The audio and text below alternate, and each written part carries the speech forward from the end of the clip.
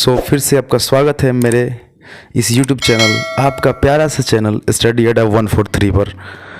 Dear student, जैसे कि मैं आपके कहे गए बातों के अनुसार पिछले वीडियो में फिजिक्स का ऑब्जेक्टिव लाया था, अब की बार रसायन अर्थात केमिस्ट्री 10th क्लास का पहला चैप्टर का मोस्ट VBI ऑब्जेक्टिव प्रश्न लेके आया हूँ। डियर स्टूडेंट, आशा है कि आपको ये ऑब्जेक्टिव बहुत ही पसंद आएगा, क्योंकि आपके बोर्ड एग्ज़ाम में जो भी ऑब्जेक्टिव आएंगे इस चैप्टर से, जाहिर सी बात है इसी में से ही आएंगे, 25 में से ही कोई चुना जाएगा। ध्यान से देखिएगा, शुरू से अंत तक मेरे वीडियो में बने रहिएगा। और आपसे एक रिक्वेस्ट है कि अच्छा लगे तो इसे लाइक ज़रूर करें और ज़्यादा से ज़्यादा अपने फ्रेंड में इसको शेयर करें। जैसे अलग अलग एप्लीकेशन पर भी शेयर कर सकते हैं। आइए ध्यान दीजिए, आपके लिए कितना सुंदर सुंदर प्रश्न का आपके लिए मैं एक उपहार ले आया हूँ। ठीक है, देखिए यहाँ पर देखिएगा डियर स्टूडेंट कि क्लास 10th केमिस्ट्री पहला ही चैप्टर है आपका रासायनिक अभिक्रिया एवं समीकरण। ऑब्जेक्टिव स्टार्ट करने से पहले मैं आपको थोड़ा सा इंट्रो दे दूं। रासायनिक अभिक्रिया क्या होता है? रासायनिक अभिक्रिया वैसा अभिक्रिया है जिसमें कोई दो या दो से अधिक पदार्थ मिलने के बाद एक नए पदार्थ का निर्माण तो करते ही हैं, उनके मूल पदार्थों का गुण बने हुए नए पदार्थों के गुण से बिल्कुल अलग होता है, उसे रासायनिक अभिक्रिया कहते हैं। और उसको दिखाने के लिए जो तत्वों को संकेत रूप में दिखाया जाता है उसको रासायनिक समीकरण कहते हैं। इनके बीच में तीर का चिन्ह लगाया गया होता है। ठीक है, तो जो अभिक्रिया को बनने में, समझ पा रहे हैं ना मेरे स्टूडेंट, जो अभिक्रिया को होने से पहले जो मिलते हैं उसको बोलते हैं अभिकारक, और अभिक्रिया होने के बाद जो नए पदार्थ बनते हैं उसको बोलते हैं प्रतिफल। इन्हीं सही बातों के साथ मैं आपके सामने ये पहला क्वेश्चन प्रस्तुत कर रहा हूँ। ध्यान से देखिएगा। ठीक है, जब धातु, ध्यान दीजिएगा स्टूडेंट, पहला क्वेश्चन है यहाँ पर, जब धातु अम्ल के साथ अभिक्रिया करता है तो कौन सा गैस उत्पन्न होता है? मोस्ट VBI क्वेश्चन ये प्रीवियस ईयर का क्वेश्चन है। जब धातु अम्ल के साथ अभिक्रिया करता है तो कौन सा गैस निकलता है? तो डियर स्टूडेंट, आपको जेहन में बैठा लीजिए, हाइड्रोजन गैस। हाइड्रोजन गैस का संकेत होता है H2। आपका ऑप्शन नंबर C आंसर हो जाएगा। नेक्स्ट क्वेश्चन आपके लिए, श्वसन किस प्रकार की अभिक्रिया है? श्वसन भी एक रासायनिक अभिक्रिया है। क्वेश्चन पूछा गया एक बार बोर्ड में, श्वसन किस प्रकार की अभिक्रिया है? ऑप्शन नंबर 1 उपचयन, संयोजन, अपचयन, ऊष्माशोषी। आपका प्यारा सा आंसर हो जाएगा ऑप्शन नंबर C अपचयन। आपको जानकारी के लिए मैं बता दूं डियर स्टूडेंट कि ये क्वेश्चन ज़्यादा दिन नहीं हुआ, 2-3 साल पहले का है। ठीक है, नेक्स्ट क्वेश्चन आपके लिए, CuO अर्थात कॉपर ऑक्साइड और हाइड्रोजन मिला है तो कॉपर अलग हो गया और जल मिलके बाहर हो गया। ये जो रिएक्शन दिखाया गया है आपको, question number 3, Cu + H2 arrow, Cu + H2O किस प्रकार की अभिक्रिया है? आपका आंसर हो जाएगा अपचयन है, ये भी एक अपचयन है। ठीक है, ऑप्शन नंबर B आंसर इसमें हो जाएगा। देखिए यहाँ पर ऑक्सीजन हट रहा है तो इसलिए अपचयन है, ऑक्सीजन जुट जाएगा तो उपचयन हो जाएगा। ठीक है, आई होप समझ में आ गया होगा। नेक्स्ट क्वेश्चन नंबर 4, इलेक्ट्रॉन के, ध्यान दीजिएगा, इलेक्ट्रॉन के स्थानांतरण से कौन से यौगिक बनते हैं? तो ये बहुत ही मोस्ट VBI क्वेश्चन है आपके लिए। ये 2018 का क्वेश्चन है। ये वैद्युत संयोजी यौगिक बनाते हैं। इलेक्ट्रॉन के स्थानांतरण मतलब लेन देन से कौन सा यौगिक बनाते हैं? तो वैद्युत संयोजी यौगिक। ठीक है, नेक्स्ट क्वेश्चन आपके लिए, सिल्वर यानी कि Ag जिसको चांदी भी बोला जाता है, तो उसके साथ क्लोरीन रिएक्शन करता है तो जानबे करते हैं सिल्वर क्लोराइड बनता है। तो कह रहा है कि सिल्वर क्लोराइड जो होता है उसका रंग कैसा होता है? आपको याद होना चाहिए, इसका जो रंग होता है ये सफ़ेद होता है अर्थात श्वेत रंग। Option number A answer. Dear student, आपके लिए फिर नेक्स्ट क्वेश्चन है 6 नंबर क्वेश्चन। 6 नंबर क्वेश्चन कहता है कि जब कैल्शियम कार्बोनेट CaCO3 जब कैल्शियम कार्बोनेट ऊष्मा के साथ मतलब गर्म किया जाए। कैल्शियम कार्बोनेट क्या होता है? चूना पत्थर होता है। उसको जब हीट करेंगे तो क्या बन रहा है यहाँ पर देखिएगा ध्यान से। जब कैल्शियम कार्बोनेट का ये फार्मूला है CaCO3, इसको हीट दे रहे हैं तो क्या बन रहा है स्टूडेंट? यहाँ पे बन रहा है कैल्शियम ऑक्साइड कली चूना और कार्बन डाइऑक्साइड। ये कौन सा समीकरण है? ठीक है, तो इसका सोच के बताइए क्या हो रहा है। देखिए तो एक बड़ा यौगिक दो छोटे छोटे यौगिकों में टूटता है तो ऐसे अभिक्रिया को वियोजन बोलते हैं या अपघटन। ऑप्शन नंबर ए, वियोजन या अपघटन। सो नेक्स्ट क्वेश्चन नंबर 7, साग सब्जी जो होता है, साग सब्जी के विघटित होने पर कंपोस्ट बनता है। ठीक है, साग सब्जी के विघटित यानी टूटने पर कंपोस्ट बनता है। किस प्रकार का अभिक्रिया का उदाहरण है? ये आपको जवाब देना है। ये तो आपके जनरल लाइफ से जुड़ा हुआ है। सो डियर स्टूडेंट, आशा है कि आप जरूर जवाब दे पाएंगे। चलिए कोई बात नहीं, देखिए इसका ऑप्शन नंबर डी आंसर ऊष्मा छेपी हो जाएगा। ठीक है, सो नेक्स्ट 8 नंबर क्वेश्चन आपके लिए, निम्न में से कौन लेड नाइट्रेट को गर्म करने पर प्राप्त होता है? समझ पा रहे हैं स्टूडेंट? लेड नाइट्रेट को गर्म करेंगे तो क्या प्राप्त होगा? ऑप्शन देखिए आपके सामने 7-8 नंबर में। यहाँ पर पहला ऑप्शन आपके लिए ऑक्सीजन गैस, नाइट्रस ऑक्साइड, या सी नंबर ऑप्शन है नाइट्रस ऑक्साइड और नाइट्रोजन गैस दोनों, और डी नंबर है none of these. None of these का मतलब है इनमें से कोई नहीं। बट डियर स्टूडेंट, आपको समझाने के लिए मैं एक बात बोल रहा हूँ, जानकारी ले लीजिए कि नॉन ऑफ दीज, इनमें से कोई नहीं ऑप्शन तभी चुना जाता है, तब ही चुनिएगा जब तीनों ऑप्शन के बारे में कंफर्म मालूम हो। ठीक है, सो ऐसे ही आप डी नंबर ऑप्शन नहीं चुन सकते। इसका आंसर होगा सी, यानी कि nitrous oxide plus nitrogen gas दोनों निकले जब लेड नाइट्रेट को गर्म कीजिएगा तब। So next question 9 number question आपके लिए बहुत ही प्यारा क्वेश्चन है, थोड़ा इसको ध्यान देखेंगे आप, ध्यान देंगे। 9 नंबर क्वेश्चन बहुत ही आपके लिए प्यारा है। सो देखिए, निम्न में से कौन सही है? आपको देखना है। सही है का मतलब ये है कि इसमें कुछ 4 ऑप्शन है, उसमें आपके लिए कुछ यौगिक यानी कंपाउंड का एग्जाम्पल दिया हुआ है, उसमें देखना है कि कौन सा कंपाउंड का फॉर्मूला सही है। तो यहाँ पर देख रहे हैं Na2CO3 ऑप्शन नंबर 1 है। ठीक है, Na2CO3 into 10H2O, Na2CO3 into मतलब गुना 10 जल, Na2CO3 खाली H2 है सिर्फ, उसके बाद Na2CO3 7H2 है, Na2CO3 2H2। तो ये इसमें फार्मूला तो लगभग सेम ही है, बस जो जल है H2O का जो कंपोनेंट का नंबर्स है वो डिफरेंट है और वहीं यहाँ पर मैटर भी कर रहा है। सो डियर स्टूडेंट, आपका Na2CO3 into 10H2O option number A is correct answer आपका। सो नेक्स्ट आपके लिए क्वेश्चन है 10 नंबर, लोहा से जिंक को लेपित करने की क्रिया को क्या कहते हैं? फिर समझ लीजिए स्टूडेंट, लोहा से जिंक को, लोहा ले लेंगे मतलब समझ ही रहे हैं Fe, और जिंक मतलब Zn जस्ता को जब लेपित करेंगे अर्थात उस पर लेपन चढ़ाएंगे तो इस क्रिया को क्या कहेंगे? ये मस्ट भी एक क्वेश्चन है, हर साल लगभग 2 साल के अंतर पर पूछता है। इसको बोलते हैं गैल्वेनीकरण या गैल्वेनाइजेशन, इंग्लिश में गैल्वेनीकरण, चाहे इसको बोलते हैं यसद लेपन के नाम से भी जाना जाता है।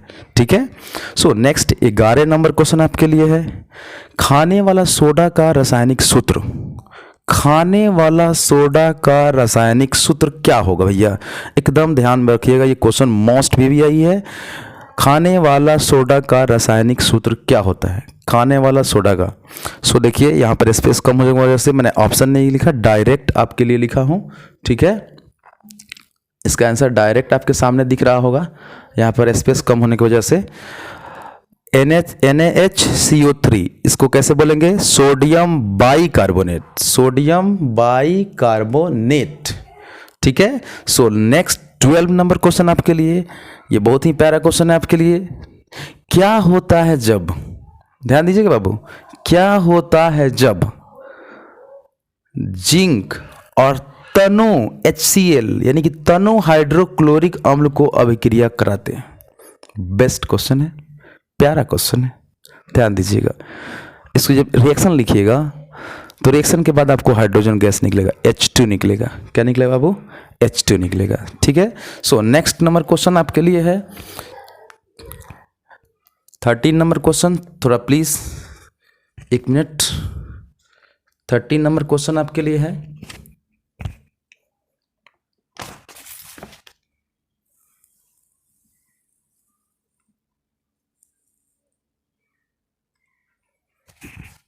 हाँ, तो डियर स्टूडेंट 13 नंबर क्वेश्चन आपसे कहता है वह तत्व कौन है, ध्यान दीजिएगा, वह तत्व कौन है जो ऑक्सीजन गैस के साथ अभिक्रिया करके उच्च गलनांक वाला यौगिक बनाता है। समझ पा रहे हैं? वो कौन सा तत्व है जो ऑक्सीजन के साथ रिएक्शन करेगा, अभिक्रिया करेगा और उसके बाद जो यौगिक बनेगा वो उच्च गलनांक वाला, मतलब इसको जल्दी नहीं गलेगा, गलने में काफ़ी ज़्यादा टेम्परेचर की आवश्यकता होगी। वो कौन सा यौगिक है? तो माय डियर स्टूडेंट ये कैल्शियम ही है और कोई नहीं है। और आपको जानकारी के लिए बता दूं, ऑप्शन नंबर ए पर कैल्शियम देख ही पा रहे होंगे। कैल्शियम के बारे में एक बहुत इंपॉर्टेंट चीज़ है कि ये दूसरा सबसे अधिक क्रियाशील है। पहले 1 नंबर पर पोटेशियम जिसका संकेत की होता है वो आता है, और दूसरा पर ये, उसके बाद सोडियम। इस तरह से अभिक्रियाशीलता समूह का नंबर होता है। तो दूसरा क्रियाशीलता क्या होगा? कैल्शियम। और 1 नंबर पर आता है आपका पोटेशियम। तो इसके बाद कहीं आपको क्वेश्चन देखने को मिले कि कौन सा धातु है जो सबसे ज़्यादा क्रियाशील है, तो आप मारोगे पोटेशियम। ऐसे भी जब धातु अधातु का ऑब्जेक्टिव लाएंगे तो उसमें मैं जरूर ही इंपॉर्टेंट क्वेश्चन को बताऊंगा। सो नेक्स्ट क्वेश्चन की तरफ देखिए, क्वेश्चन नंबर 14, 14 नंबर क्वेश्चन क्या कहता है? 14 नंबर आपके सामने है। यहाँ पर बोला गया है कि जस्ता यानी कि जिंक और कार्बन को अभिक्रिया करा रहे हैं, तो यहाँ पर जस्ता और कार्बन मोनोऑक्साइड यानी कि CO मिल रहा है। तो इसके लिए कौन सत्य है ये बताना है आपको ऑप्शन के अनुसार। ऐसे क्वेश्चन का जवाब जैसे बोले कौन सत्य है, निम्नलिखित में क्या है, तो ऐसे क्वेश्चन के लिए ऑप्शन को बड़ा ध्यान से पढ़ना पड़ता है। ठीक है। तो ऑप्शन देखिए, कार्बन उपचयित हो रहा है। ऑप्शन बी है जस्ता उपचयित हो रहा है। ऑप्शन सी है कार्बन अपचयित हो रहा है। तो डियर स्टूडेंट यहाँ पर देख रहे हैं कि जब रिएक्शन हो रहा है तो कार्बन में जाकर ऑक्सीजन जुट रहा है, कार्बन में जाकर ऑक्सीजन जुट रहा है। इसका मतलब यह है कि कार्बन उपचयित हो रहा है। इसका करेक्ट आंसर जो होगा ऑप्शन नंबर 1, ऑक्सीजन कार्बन उपचयित हो रहा है। ठीक है। सो नेक्स्ट क्वेश्चन 15 नंबर है, कौन निम्न में से कौन द्विविस्थापन अभिक्रिया है? द्विविस्थापन याद रखिएगा, द्विविस्थापन भैया आप लोग पढ़े होंगे ये चैप्टर, तो बड़ा ही नॉर्मल कंसेप्ट है इसका कि ऐसा अभिक्रिया जिसमें 2 यौगिक आपस में आयनों का आदान प्रदान करते हैं। 2 यौगिक आपस में जो तत्व उपस्थित रहते हैं वो आपस में आयनों का आदान प्रदान करके और नए यौगिक का निर्माण करते ही हैं। अब ऐसे देखिए ये परिभाषा कहाँ लागू हो रहा है, यहाँ पर देख रहे होंगे ऑप्शन नंबर ए में हाइड्रोजन जल ऑक्सीजन मिलके जल बना दिया, ये तो ऑप्शन हो ही नहीं सकता। दूसरा ऑप्शन देखिए, मैग्नीशियम ऑक्सीजन मिलके मैग्नीशियम ऑक्साइड बना दिया, मैग्नीशियम ऑक्साइड बना देगा, यहाँ पर O छूट गया है, मैग्नीशियम ऑक्साइड बना दिया, तो ये भी एक संयोजन है, जुट रहा है। चलिए यहाँ पर ऑप्शन नंबर सी में हम लोग देख पा रहे हैं कि यहाँ पर सिल्वर नाइट्रेट है। ठीक है, क्या है? सिल्वर नाइट्रेट है और सोडियम क्लोराइड, 2 अलग अलग यौगिक है।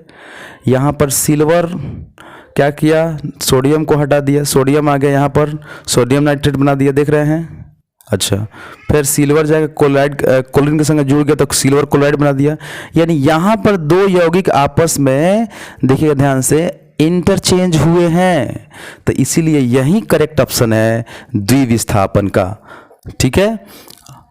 So next 16 number question, 16 number question आपके लिए बहुत ही प्यारा है। ऐसा क्वेश्चन समझ लीजिए, अगर नहीं समझेंगे तो एग्जाम में आता है तो आदमी को कन्फ्यूजन में डाल देता है और गलती करके जाते हैं। So dear student 16 number question कहता है निम्न में कौन रेडक्स अभिक्रिया है? कौन इनमें रेडक्स है? रेडक्स ये भी एक अभिक्रिया है। आप लोग डिटेल में पढ़े होंगे तो जानते होंगे कि रेडक्स वैसा अभिक्रिया है जिसमें ऑक्सीकरण और अवकरण दोनों होता है, उसी को रेडक्स कहा जाता है। सो ठीक है, आप ऑप्शन पर ध्यान दीजिए। अब ऑप्शन नंबर 1 है कैल्शियम कार्बोनेट, चूना पत्थर। फिर पहले बताया था, याद कीजिए, इसको गर्म किया गया तो कैल्शियम ऑक्साइड और कार्बन डाइऑक्साइड निकला है। यानी कहने का मतलब ये कभी नहीं हो सकता। ये एक यौगिक दो छोटे छोटे यौगिकों में टूटा है, ये नहीं हो सकता। अगला है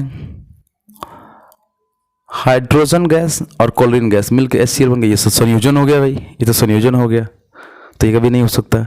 सो नेक्स्ट ऑप्शन है C नंबर। उसमें आप देख रहे होंगे यहाँ पर कैल्शियम ऑक्साइड और हाइड्रोक्लोरिक अम्ल है। ठीक है, कैल्शियम ऑक्साइड हाइड्रोक्लोरिक अम्ल में देख रहे होंगे एक तरफ जा करके हाइड्रोजन में ऑक्सीजन जुट रहा है, एक तरफ हाइड्रोजन का संयोग भी हो रहा है, एक तरफ हाइड्रोजन का वियोग भी हो रहा है, यानी कि ऑक्सीकरण अवकरण दोनों हो रहा है। तो यहाँ पर option number C answer correct answer हो जाएगा। ठीक है, सो नेक्स्ट 17 नंबर क्वेश्चन, निम्न में से कौन दहन अभिक्रिया है? दहन, सुन पा रहे हैं? दहन अभिक्रिया, दहन क्या होता है समझे हैं? डिटेल क्लास लिए होंगे तो जानते होंगे। दहन वैसा अभिक्रिया है जिसमें कोई भी पदार्थ जलने के बाद ऊष्मा और प्रकाश उत्पन्न करता है, उसको दहन कहते हैं। तो देखिए ऐसा कब होता है? जब जल को उबालिएगा तब होगा? ना ना ना, ऐसा नहीं होगा। मोमबत्ती को पिघलिएगा तब होगा? ना, not. So option number C जो है, पेट्रोल को जलाइएगा तो ऊष्मा निकलने के साथ साथ क्या होगा? प्रकाश भी उत्पन्न होगा। तो C is the best and correct answer. ठीक है, तो C आपका करेक्ट आंसर है, कोई डाउट नहीं। अब 18 नंबर क्वेश्चन आपका बहुत ही प्यारा क्वेश्चन है। 18 नंबर, रासायनिक अभिक्रिया के दौरान किस पदार्थ में ऑक्सीकरण का योग होता है? ध्यान से सुनिएगा। 18 नंबर क्वेश्चन आपके लिए है। 18 नंबर बहुत प्यारा क्वेश्चन है, थोड़ा ध्यान देने का प्रयास कीजिएगा। 18 नंबर क्वेश्चन कर रहे हैं रासायनिक अभिक्रिया के दौरान, यानी कि जब रासायनिक अभिक्रियाएं होती हैं, ठीक है, तो रासायनिक अभिक्रिया होता है तो उसके दौरान दौरान पदार्थ में ऑक्सीजन का अगर योग हो जाए, योग मतलब अगर जुट जाए, ठीक है, तो उसको क्या कहेंगे? अगर ऑक्सीजन जाके जुट जा रहा है एक पदार्थ में तो वैसे अभिक्रिया को क्या कहते हैं? तो डियर स्टूडेंट, ये जानकारी के लिए बता दूं कि ये उपचयन ही होता है। ऊपर जस्ट पढ़ा के निकले हैं समझा के कि जब ऑक्सीजन जुटेगा तो इसका आंसर हो जाएगा उपचयन। ठीक है, और नॉलेज के लिए बता दूं, उपचयन को ऑक्सीकरण भी कहते हैं भाई, एकदम दिमाग में बैठा लिए। उपचयन को ऑक्सीकरण, अपचयन को अवकरण भी बोलते हैं। ठीक है, तो आपका आंसर हो जाएगा उपचयन, यानी कि ऑक्सीकरण, क्योंकि इसमें ऑक्सीजन क्या हुआ है? जुटा है। नेक्स्ट मोस्ट VVI क्वेश्चन, इसी का मतलब मानिए ना कि ये पूरक, ये दोनों है। 18 और 19 एक दूसरे से जुड़ता है, ध्यान समझिएगा। किसी यौगिक से रासायनिक अभिक्रिया में अगर हाइड्रोजन हट जाए, सोच रहे ना, उन्हें था ऑक्सीजन जुट जाए, एम कह रहा है हाइड्रोजन हट जाए, तो क्या हो जाएगा? उपचयन ही आंसर होगा ना, ये भूल आ रहा है, ध्यान सुनिएगा। किसी यौगिक से रासायनिक अभिक्रिया में अगर हाइड्रोजन हट जाए तो उसको क्या बोलेंगे? उपचयन ही बोलेंगे। ऑक्सीजन जुट रहा था यानी हाइड्रोजन हट रहा है, तो ऑप्शन नंबर B इसका करेक्ट आंसर हो जाएगा यहाँ पर। फिर नेक्स्ट क्वेश्चन 20 नंबर क्वेश्चन, जिस ताप पर कोई पदार्थ जलना शुरू कर दे, देखिएगा बड़ा प्यारा कंसेप्ट है ये। जिस ताप पर कोई पदार्थ जलना शुरू कर दे उसको कौन सा ताप बोलते हैं? मतलब उसको कहते क्या हैं? तो याद रखिएगा, इसको बोलते हैं प्रज्वलन। क्या बोलते हैं? प्रज्वलन। जिस ताप पर कोई पदार्थ जलना शुरू कर दे उसे ऑप्शन नंबर A प्रज्वलन ताप कहते हैं। जैसा कि आप जानते हैं, जब तक किसी पदार्थ को उसके प्रज्वलन ताप की प्राप्ति नहीं होगा वो कभी जल ही नहीं सकता, कभी नहीं जल सकता। ठीक है, सो 21 नंबर क्वेश्चन आपके सामने, बहुत ही प्यारा क्वेश्चन है 21। ठीक है, 21। सो 21 नंबर क्वेश्चन को आता है, और एक भूरे रंग का चमकदार तत्व है। अब देखिए, ये क्वेश्चन आपको यहाँ से भूलियाना शुरू कर दिया, अब इसके चक्कर में नहीं आना है। अब तो मेरे डियर स्टूडेंट हैं, आप मुझसे समझ पा रहे होंगे कि एक भूरे रंग का चमकदार, अब सोचिए कि कौन सा तत्व है जो भूरे रंग का होता है, चमकता है। तत्व एक्स है। देखिए मैथमेटिकली फंसा रहा है आपको। एक भूरे रंग का चमकदार तत्व एक्स को वायु के उपस्थिति में गर्म करने पर वह काले रंग का हो जाता है। अब ऐसा किसमें होता है? ऑप्शन पर ध्यान दीजिएगा।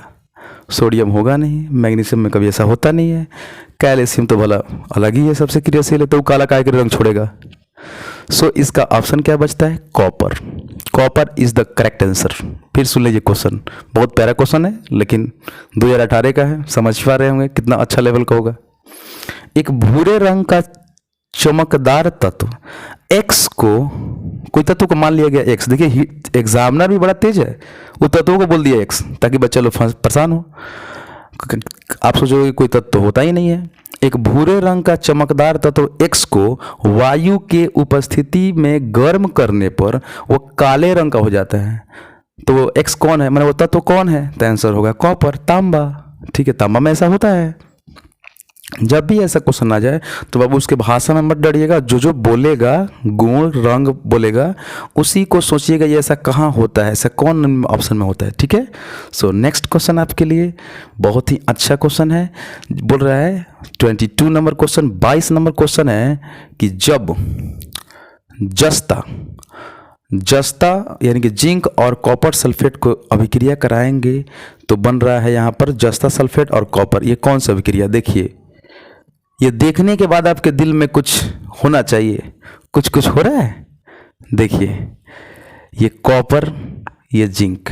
देखिए इसका बहुत बड़ा एक खेल है। जो जिसे ज़्यादा शक्तिशाली होता है अभिक्रिया करने में, वो उसको एक तमेचा देकर हटा देता है। सॉरी, कहने का मतलब ये है जिंक कॉपर से ज़्यादा क्रियाशील है, तो इसलिए जिंक कॉपर को हटा दिया, यानी कॉपर अलग जाओ, और जिस्ता का सल्फेट बना दिया, कॉपर अलग निकल गया। इस तो बताइए ऐसा कब होता है? इसको एकल विस्थापन या विस्थापन बोला जाता है, क्योंकि एक ने एक को विस्थापित किया है। सो ऑप्शन नंबर बी इसका करेक्ट आंसर। ठीक है, ऑप्शन नंबर बी इसका आंसर हो जाएगा। ठीक है। सो नेक्स्ट 23 नंबर, जिन अभिक्रिया में ऊर्जा का अवशोषण होता है। अब सोचिए भाई, कौन सा रासायनिक अभिक्रिया है जिसमें ऊर्जा का अवशोषण होगा? जिस अभिक्रिया में ऊर्जा का अवशोषण होता है उसको क्या कहते हैं? मैं पहले ही बताया, जगह स्पेस की वजह से मैंने डायरेक्ट कोई क्वेश्चन का आंसर लिखा। ठीक है। सो आप, ये भी एक मोस्ट भी क्वेश्चन है। जिन अभिक्रिया का ऊर्जा अर्थात उष्मा का अवशोषण होता है, मतलब लेता है, अभिक्रिया होने में उष्मा चाहिए उसको, क्या बोलते हैं? याद रखिएगा, उष्माशोषी। क्या बोलते हैं बाबू? उष्माशोषी। So next 24 number question, second last है। वह रासायनिक अभिक्रिया जिसमें पदार्थ से ऑक्सीजन की कमी होती है। ऑक्सीजन की कमी मतलब क्या? ऑक्सीजन हट जाएगा, उधर ही तो पड़े हैं, बस भाषा में चेंज है। तो इसको कौन सा अभिक्रिया बोलेंगे?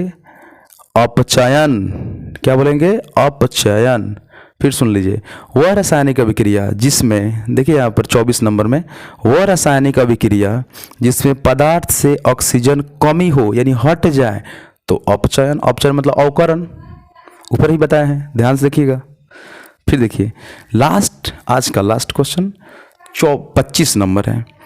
भोजन का पचना, मोस्ट भी है भैया, एग्जाम में 3-4 बार पूछ चुका है। भोजन का पचना कौन सी अभिक्रिया है? उपचयन यानी कि ऑक्सीकरण। उपचयन कई पूछता भी है कि भोजन का पचना उपचयन अभिक्रिया है, क्यों, कैसे? तो आपको 2 नंबर बोलना पड़ता है, क्योंकि भोजन के पचने के लिए ऑक्सीजन चाहिए, अर्थात ऑक्सीजन का जुड़ाव चाहिए, तो इसलिए यहाँ पर तो उपचयन यानी कि ऑक्सीकरण ही बेस्ट ऑप्शन है। सो आज के लिए धन्यवाद, आज के लिए इतना ही। सो डियर स्टूडेंट, आशा है कि आपको मेरा ये ऑब्जेक्टिव का सीरीज बहुत ही पसंद आया होगा। So thank you. आप इसी तरह मेरे वीडियो में बने रहिए। अगर अच्छा लगे तो शेयर और सब्सक्राइब करना बिल्कुल ना भूलें, क्योंकि मेरा टारगेट है आपको अच्छा से अच्छा बोर्ड में 2022 जो है उसमें आपको सफलता दिलाना। Thank you. तब तक के लिए धन्यवाद। मिलते हैं अगले वीडियो में। Bye bye, take care.